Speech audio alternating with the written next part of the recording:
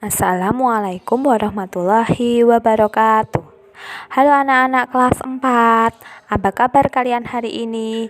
Ibu harap kalian hari ini dalam keadaan sehat semua. Pada hari ini kita akan belajar pada tema 4, subtema 1, pembelajaran ketiga.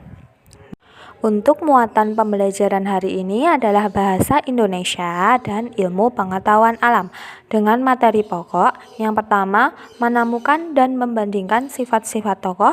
Yang kedua, mempraktekkan upaya keseimbangan dan pelestarian sumber daya alam di lingkungannya. Untuk tujuan pembelajaran hari ini, yang pertama, dengan menyimak video cerita Semut dan Belalang yang dibagikan guru melalui Zoom meeting, peserta didik dalam diskusi kelompok mampu menemukan dan membandingkan sifat-sifat tokoh yang terdapat di dalam cerita dengan teliti. Yang kedua, dengan berdiskusi secara daring yang dibimbing guru melalui Zoom meeting, peserta didik secara berkelompok mampu menyampaikan pendapatnya secara lisan mengenai sifat tokoh yang patut dicontoh disertai alasan dengan percaya diri. Yang ketiga, dengan menyimak video tentang anak peduli lingkungan yang dibagikan guru melalui Zoom meeting, peserta didik dapat menyimpulkan pentingnya menjaga keseimbangan kelestarian sumber daya alam di lingkungan sekitar dengan percaya diri.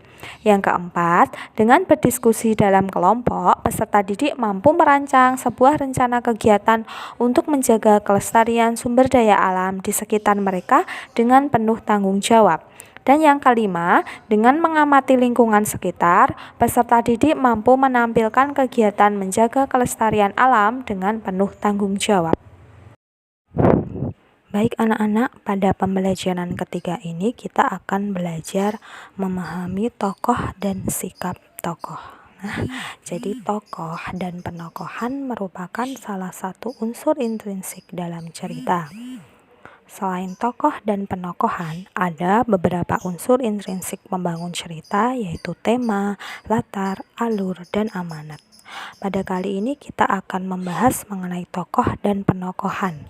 Berdasarkan peranannya, tokoh dibagi menjadi dua, yaitu tokoh utama, yaitu tokoh yang sering muncul, sering dibicarakan, dan tercantum dalam cerita. Kemudian ada tokoh tambahan, yaitu sebagai tokoh pelengkap saja.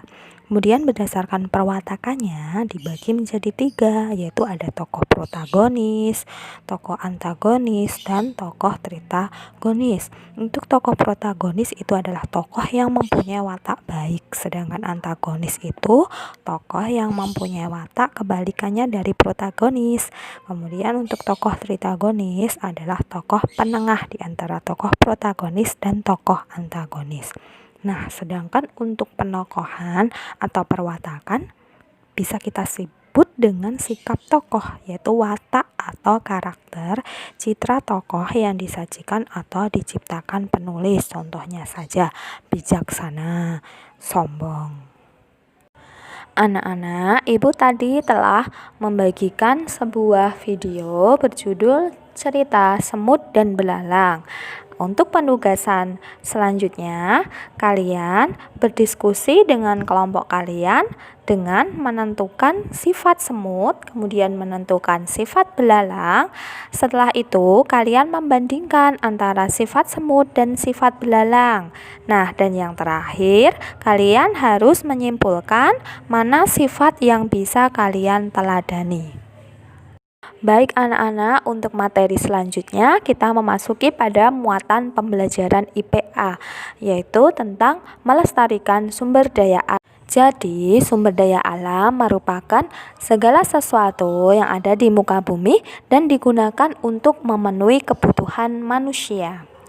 Sumber daya alam terdapat di mana saja, seperti air, tumbuhan, hewan, tanah, barang tambang, dan sebagainya. Beberapa kegiatan manusia yang berpengaruh negatif terhadap sumber daya alam antara lain ladang berpindah, perburuan liar, dan penangkapan ikan dengan cara yang tidak tepat. Yang ketiga yaitu penebangan liar, pembukaan hutan, dan kegiatan lainnya yang merusak hutan. Dan yang terakhir adalah industrialisasi yang dapat mengurangi area hutan dan menyebabkan polusi. Oleh karena itu, perlu ada tindakan pelestarian sumber daya alam. Adapun usaha-usaha untuk melestarikan alam diantaranya adalah yang pertama, penanaman kembali hutan-hutan yang gundul. Yang kedua, menjaga kebersihan lingkungan. Yang ketiga, membuat terasering pada pertanian di pegunungan. Dan yang keempat, membatasi pengambilan sumber daya alam secara berlebihan. Maka dari itu, kita wajib menjaga sumber daya alam dan lingkungan. Jika kita melestarikan sumber daya alam, maka kita dapat menghemat sumber daya alam tersebut untuk masa sekarang dan sebagai cadangan untuk masa mendatang. Baik anak-anak, untuk menambah pemahaman materi kalian tentang melestarikan sumber daya alam, Ibu telah bagikan sebuah video yaitu berjudul Anak Peduli Lingkungan. Silahkan disimak video tersebut. Lalu untuk tugas selanjutnya adalah Ibu menginginkan kalian membuat rencana kegiatan agar sumber daya alam di sekitarmu terjaga. Caranya dengan memilih paling sedikit 2 sumber daya alam yang ada di sekitarmu, kemudian rencanakan 3 kegiatan untuk menjaganya. Kalian bisa menuliskan hasilnya pada LKPD yang telah Ibu bagikan. Kemudian kalian foto aksimu tersebut dan kirim dalam bentuk foto. Oke anak-anak, demikian materi hari ini. Semoga dapat bermanfaat untuk kalian semua. Wassalamualaikum warahmatullahi wabarakatuh.